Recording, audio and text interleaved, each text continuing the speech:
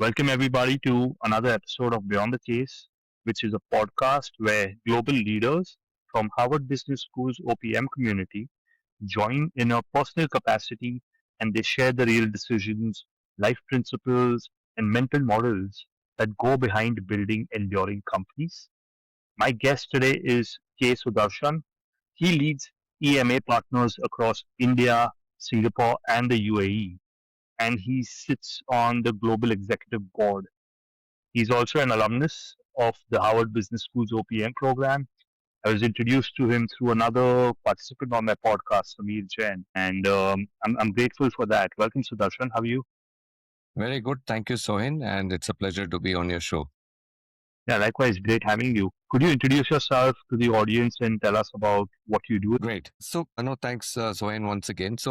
My name is Sudarshan. I've spent over 25 years in executive search, and I run a firm called EMA Partners across India, Singapore, and UAE. I'm an engineer by qualification and a recruiter by accident. Stumbled into recruiting in the late 90s and set up EMA Partners in India in 2003. We listed the company in 2025, early 2025, and we are the only listed executive search firm in this part of the world. So that's about me in a brief, but we can talk about it as we go forward. Great.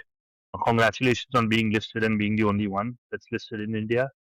You spent 25 years in executive search across multiple geographies. And so when you look back at your journey today, what is the connection that you see between your early career and how it led you to where you are today? So, as I said earlier, so in the recruiting as a career happened by accident, but somewhere the entrepreneurial genes were, it was, I also hail from a business family. So my father used to run a trading business back then. So there was always this deep appreciation of entrepreneurs, or there's a deep appreciation of business owners, which is pretty much I could see the ups and downs of what the business which my father ran.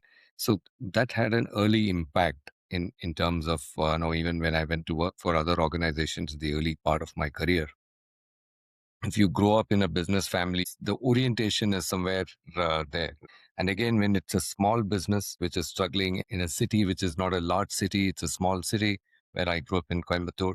It sort of sets a pattern in your mind in terms of, you also learn from the mistakes what to do in the business and what not to do, because you've seen your family going through those challenges in business. So those set an early, sort of had an early impact even when I went to study, and then later I started working. And then it so happened that it was such an accident that those days, I mean, the only way someone could get a job is through either a reference, or there used to be a newspaper advertisements for jobs. And there were very few recruiting firms in the country back in the late 90s in India. And there was only one large firm. And I actually walked into this firm with my CV for a job for myself. And they ended up recruiting me. And for all you know, I mean, as an oversmart guy in the mid 20s, I was really thinking that I should find a job for myself. We will figure out who's hiring and then I would apply. But it so happened that I ended up serving that company for I think 3.5, 4 years, and they transferred me to Mumbai. Mumbai was a whole different market. It's such a large market, established corporations, in the Indian context, that is the city, where people make their lives and careers, right? So Mumbai opened up a lot of opportunities. And in 2003, in fact, I brought EMA Partners to India. EMA Partners is a global partnership which is set up in 1988 in London. And so I actually reached out to EMA and brought them to India. I got elected in as a partner within EMA Partners within the global partner framework. So that's how the business started. One of those principles, which of course in business I looked at always, is that we came from middle class background. So what we call in India, we still call it middle class values, which are absolutely important. So that is how we're grounded in business. So I keep telling my team back then, saying, think small, but think big. No, it's a little bit of a paradoxical statement, because when When you say think small, it is actually the frugal way of doing business. The frugal thinking on expenses. You don't want to splurge. But think big is looking at big picture thinking as far as vision is concerned. So you'll have to keep alternating, in between thinking small and thinking big. So that's how the entire genesis of our business was. We started with two people and a secretary. I had a colleague, but a partner who joined me, an ex-colleague. So that's how we set up our shop in India in Almond Point back then, just a two people office. And so, long story short, by 2025, we were amongst the 6 or 7 largest executive search firms in India. From early days, one of those things which I had, my belief was that you got to carry people who have the same, who's who really believed or who had the same belief in the larger purpose in which what we are trying to create. And secondly, I've always, in a professional services environment, it's the key is about underplaying ownership and overplaying the professional aspect of professional services. Because in our business, it's not equity or equity ownership which determines how good you are as a recruiter. It's about, so our competition models from early days has always been focused on people who perform, and it's not on equity. That is how the entire construct was in terms of, so that's also the reason if you find in our firm, you will find that there are a number of partners, or today they all become partners. They all joined us 15 years, 20 years ago in the firm, and they continue to serve the firm even today. From a client's point of view, why do companies still need executive search today? Why can't boards and founders just directly hire or rely on network? See, there is always a problem of plenty, and because today the data is democratized, right? So you have multiple sources of data, social networks to personal connects. I mean, personal connects and networks have always existed, right? So even now, though, that's still a big source of talent for companies, sometimes at the top. But what's happening today is that companies are more, professionally run, board governed, and so on and so forth. So when you try and rely on your network, you're not actually, you don't know whether you are hiring the best candidate. So the best candidate is not the absolute best candidate. You're actually looking focused on the right candidate for the company. So the best candidate may not always be the right candidate. So then that is where you need a professional executive search firms who will come into the play, not to determine or help you determine who is the right candidate. When you look at a particular search, I'm just taking an example. So you're looking for a CEO, right? So in an industry where there is a, so you're actually looking at saying, do I look from competition, or do I look from a different industry which has gone through disruption? What is the cultural fit and context of the candidate? And the potential candidate, sort of, how would I settle in, or somebody who will identify with our culture, our, will there be alignment with our vision? So there are a lot of those small boxes you start ticking in. So that's where firms like ours come into the picture to determine the right fit. We call saying what is the context of the hire, and what is the context of where the candidate is coming from, and how good is the fit.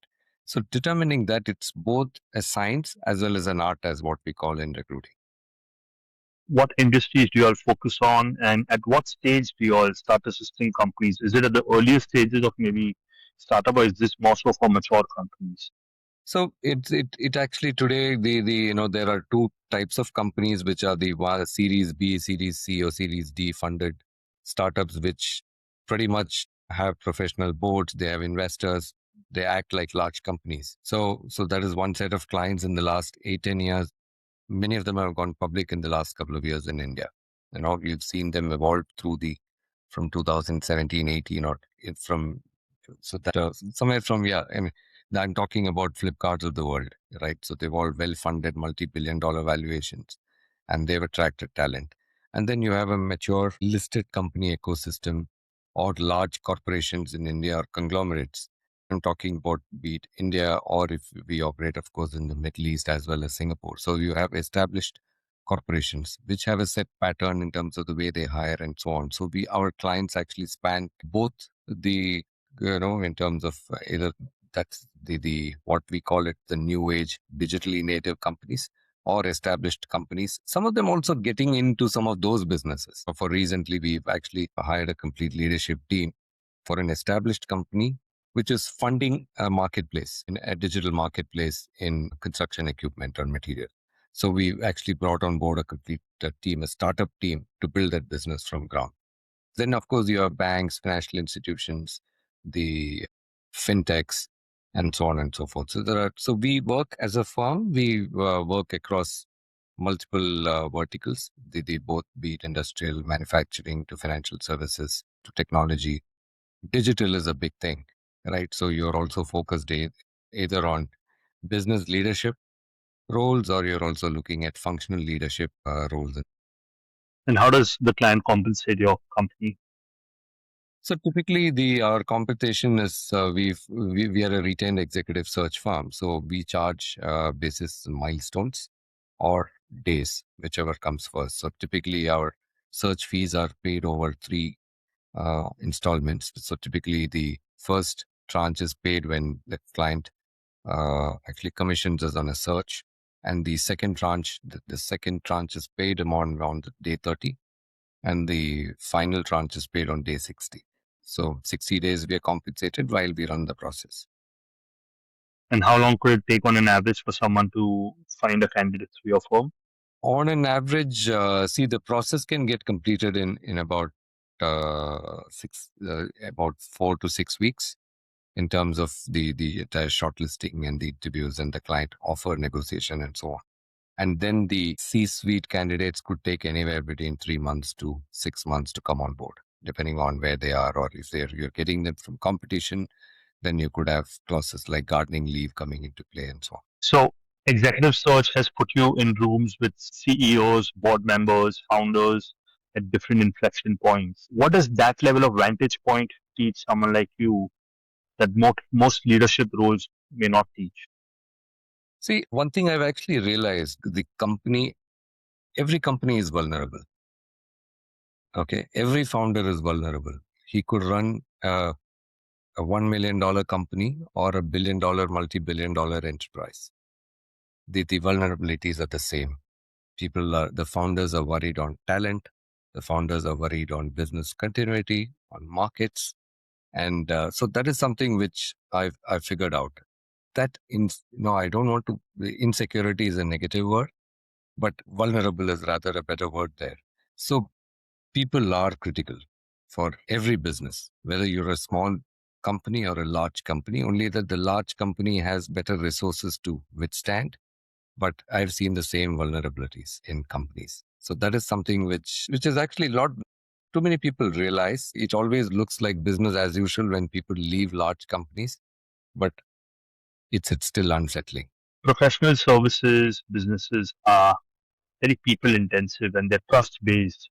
And so, what's the hardest leadership trade off that you had to make as your firm has scaled? See, the firm has been built with a lot of emotion, personal connect. And today, as we scale, my biggest worry is that how can we retain the same old emotional connect, the thing of integrating the team, building common purpose as we grow larger.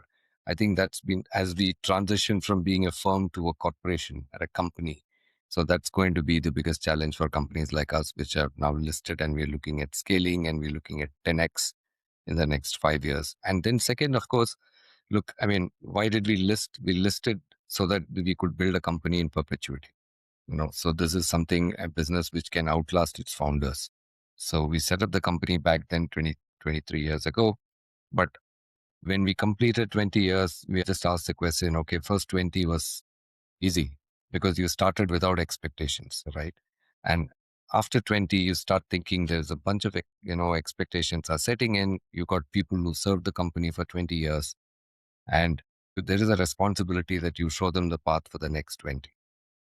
And the listing is a consequence of that thought process to say that, okay, you just leave an institution. And secondly, in professional services, if you look at Sohan, the people look at the value creation process. The people have always been compensated on here and now. No. So you this year you do well, you get compensated. The next year you don't, and you don't get compensated. So because it's all an output based compensation formula we have in this industry or any professional services for that matter. So in this sort of a business, how do you create long term value? How do people start looking at this business with a long term lens? And the listing is something which it will accomplish that, because we create value, and that value could be shared with our people in the organization. So that's one of the bigger purposes behind taking the company public. And second, of course, the other benefits in terms of capital at our disposal. Today, we are looking at acquisitions. We are looking at adding new partners who can bring on or add value to the platform. So we're looking at expansion and so on and so forth. So, of course, there are other benefits of listing, but the value creation and sharing of value is something which one of those big drivers for us to take the company public. Or do boards consistently underestimate when they're appointing a new CEO? I think a lot of times they underestimate the challenges when it comes to onboarding a new CEO. I think still companies don't pay enough attention to that. And it's just not about hiring the right CEO. It's actually about integrating the CEO into your organization. So it takes enormous amount of effort from both sides to make the marriage work. I think that's the biggest challenge, especially when you get someone from a company who's coming from outside the industry. There is already an established management team which has served the company for many years, and so it's there are different challenges, or the industry could be going through a disruption. The boards are dealing with multiple challenges there. I think onboarding and cultural assimilation will be the biggest challenge. And those are some of those boxes we try and tick while hiring, the cultural assimilation process. How do you get someone? But look, you can never be foolproof. There's a lot of hard work in getting a new person. Forget the CEO, even a CXO. How do you embed the person in the organization, and how do you align? And so, if you had to summarize it in one sentence, what does each type of organization, need to unlearn when they're hiring senior leaders? I'm just taking India as a market, right? So, I think US is probably a little bit ahead of India when it comes to the boards and governance and so on. India is catching up very quickly. If you look at the ownership in India, India is still dominated by family owned, family run businesses. Though they may be public, but still the majority ownership is with business families. So, business families in the last 15 years or 20 years, the are moving away from managing businesses on their own. They're relying more on professionals. We do a study for the Economic Times every year in India on we call it the $1 million CEO study. How many CEOs get paid over $1 million in India was a benchmark we set some years ago. But I think we need to keep pushing it up now as we speak. Interestingly, 15 years ago, about 60-70% of that used to, it constituted promoters, business promoters, and 30% would be professionals. Today, this year, I think it's pretty much the reverse. Today, 70% are professionals and 30% are business promoters. The number of professionals running large businesses and earning multi-million dollar compensation in India has completely flipped. So that means businesses are pretty much relying on professional talent to come and run their businesses. Second, lot of these businesses in India were actually accomplished or achieved global scale.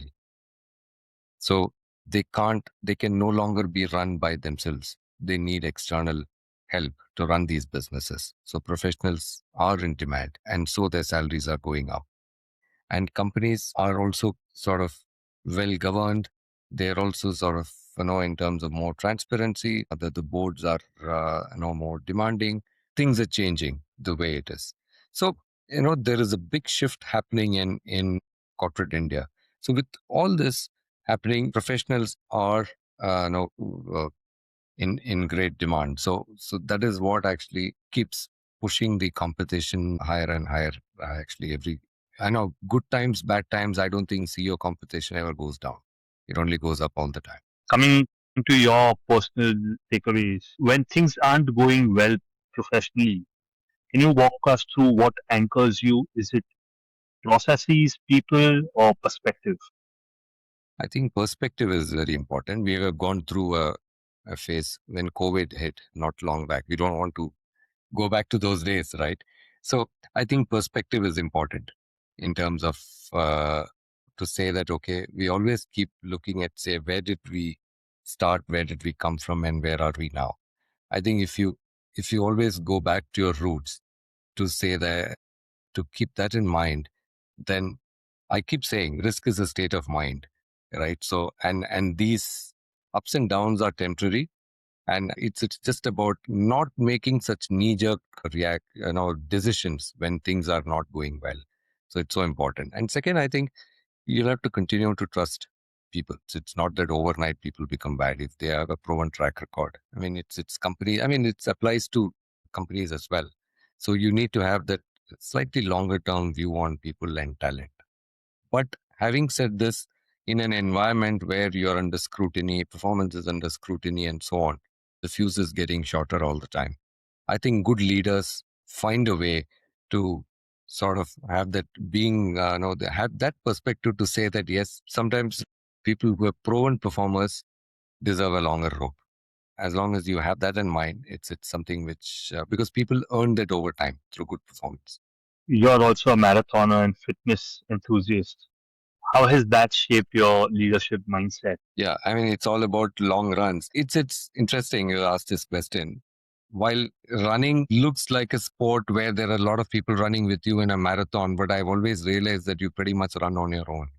So, you got to fuel yourself, you got to motivate yourself. And it's also running a business is pretty much similar.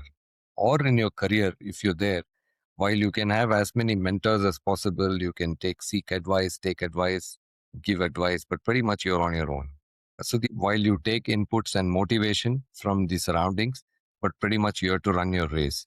And the race is long. If you do it well over a long period of time, you will see success. I've seen that in recruiting as well. Because when I got into recruiting 25 years ago, a lot of people, it was not even an organized industry back then. A lot of people discouraged me. I mean, what the hell are you doing? It's a one-way street and so on. But it has been a one-way street, but I would say that it's been a pretty decent street. The longer the time you spend in any industry, I think you can be a sought after professional. So there is no career which is good or bad. It's actually how much time you spend in the career. And as long as you're focused on growth and upward mobility in whatever you do, I think there is an opportunity for you. You are also an angel investor. You invest in sectors like healthcare, HR, aviation. What patterns are you looking for in founders when you think of these decisions of investing? I think it is aviation is very interesting actually. I know not you will not find people saying I'm an angel investor, but actually it turned out to be. So one of my good friends, I know him for 25 years, and his dream has always been to start an airline. And actually back then I cut the first check for him and also gave my office. Even today, my office continues to be his registered office for the airline. It's an airline called Fly 91. It's a small regional airline. So they've got about 5 aircraft now, and they will scale to about 30 aircraft. I'm so proud of what they've achieved. I mean, that's how India has changed. Somebody who's determined, middle class, he doesn't come from any big business family. He used to work in an airline for many years. He's always dreamt of starting an airline, and he cobbled together from his savings and put together an airline and got funding, private equity funding for the airline. And today the airline is operational for the last couple of years. It's a reflection of how India has changed. And this could have never happened, say, 25, 30 years ago. So that is how the airline started. Today, I'm absolutely or the happiest about that investment I made in that business. It's not about expecting what will happen or when the company will go public and so on and so forth, but it's just more about helping a fellow entrepreneur to start his journey. And it came from that. And it's just a piece of paper. I mean, the company was just about getting formed and there was nothing. So that's how it started. Going back to your question, I think I look for passion in the individual, the drive. Somebody wants to build out something and the belief. It's pretty much because the mindset of an entrepreneur is very different from someone who works for money. So it's about uh, thinking long term. I keep saying, if you're an entrepreneur, you should have two pockets. One is your company's pocket, what I call company's money and your money. Never mix both. So the more you're able to differentiate between that, you'll be more successful. Now, because what small businesses often do is they mix up everything and it's a mess. So, and when you want to scale up your company after 20 years, and this is when most problems start, because governance, we say, that starts on day zero. It doesn't start on year 20. So it's so important for an entrepreneur to run the business in a way where you keep the company separate. If you're an entrepreneur, you'll prioritize the business first. If the business, so it's always true, if the business does well, you're taken care, you will do well. And the flip side is always not true, right? If you do well, the business not need not necessarily do well. So it's the as long as you understand how this equation works, and you'll be successful. You'll run a good business. So, what took your journey to Harvard Business School OPM? Yeah, interesting question. So I think it's all about perspective. Sometimes when we start, we keep breathing our own exhaust, as what I call, you know, in life. It's always good, a breath of fresh air to go and listen in from. I always wanted a program which had got a mix of global entrepreneurs. So, so that, it's Indian entrepreneurs or people in the Middle East or in Singapore, we always met. When you get a global flavor to the classroom, the imbibed learnings or shared learnings and so on, it's very different. And I was looking at OPM from that perspective, though at the time I remember HBS was trying to say, why don't you look at AMP and so on. So I was very particular that it had to be the class of entrepreneurs. So HBS runs a very successful senior executive leadership program in India. Their AMP has been such distinguished alumni in AMP as well. You got some leading entrepreneurs who went to AMP, but somehow I was clear that it's a global entrepreneurial cohort was a big attraction for me. And then there you ended up being there. If you could go back 10 years, which concept from OPM would you most want your younger self to understand? 10 years ago, I think while we had, of course, the vision was always there to do, but that clarity in terms of what exactly you want to do, how do you scale something? So that clarity was something, the big picture thinking while it was there, but in some ways, I think it was a bit cloudy. I think OPM helped clarify some of those aspects. I think there were some interesting cases of there was a firm in Australia, a professional services firm, which went public. It was almost like it was a case study written for us. And you actually learned, probably it will come in the third unit. You saw the company rise up and then went bust. And also, I think there are a number of things you pick up in terms of do's and don'ts in those situations. And then there aren't too many professional services firms which went public to learn from. So that was a pretty interesting case. I think I learned more from, I keep saying, it is just breathing the air in Boston and HBS. Just that gives you a mindset shift in terms of, what you want to do and so on. It's just not one particular concept, because I've never been that sort of a focused student who will try and master one concept or an area. But there's few other things, of course. I mean, some of your finance classes were very useful, because we always start looking at some of those finer aspects of the business, understanding debt, though we never had debt as a business. But some of those concepts were pretty interesting, those insights. Or we also read about how do you handle cash. Cash, when you don't have, is a problem. When you have too much, is a bigger problem, right? So that is something which you figure out. Some interesting learnings there, and of course the interactions, the LGs, the hours of interactions with some very super successful business owners across the world. I think those, they open up some ideas. Talk to me about a book which may have influenced your thinking. Quite a few. I'll tell you, one of those earliest books I read, I will still read it again, over and over again, which is Straight from the Gut, Jack Welch. It was a time when was the old G, the way Jack Welch transformed GE or built GE. So that had a huge impact. And then that was followed by, I don't know if you've read this, Execution. There's a book called Execution, the same lineage of books, which is written by Larry Bossidy and Ram Charan. One of the earliest books Ram Charan wrote. Along with Larry Bossidy was the vice chairman of GE.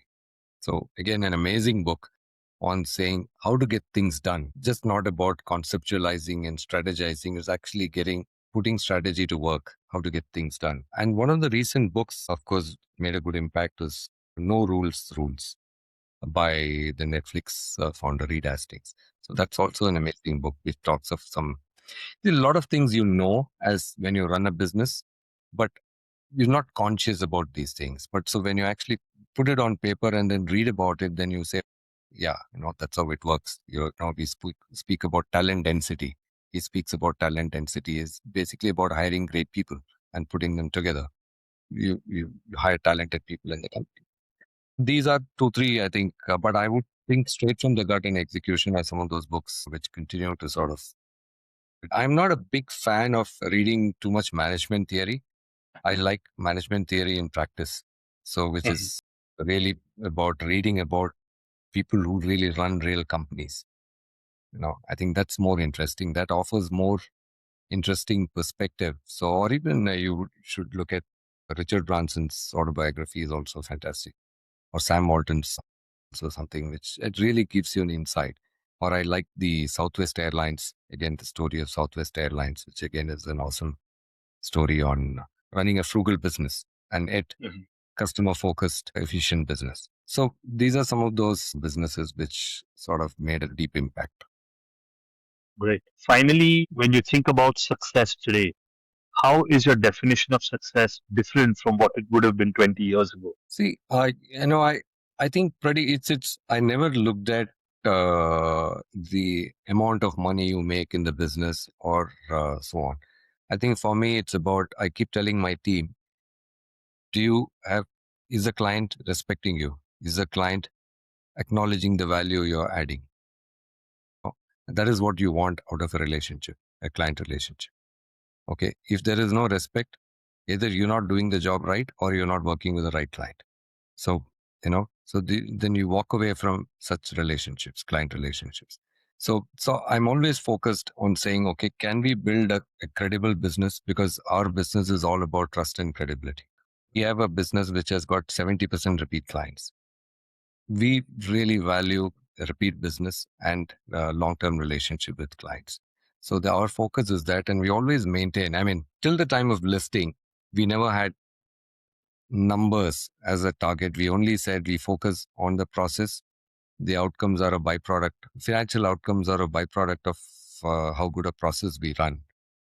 But today, of course, the compulsions of being a listed company is very different. So there is a little bit of number crunching which happens, but that is something which we can't escape, and we have signed up for that. Thank you very much for your time. It's been a pleasure chatting with you. I learned a lot of new things which I didn't know about before on the executive search side. So thanks again for taking the time. Yeah, my pleasure, Sohail. Wonderful talking to you. Looking forward to catching up sometime soon.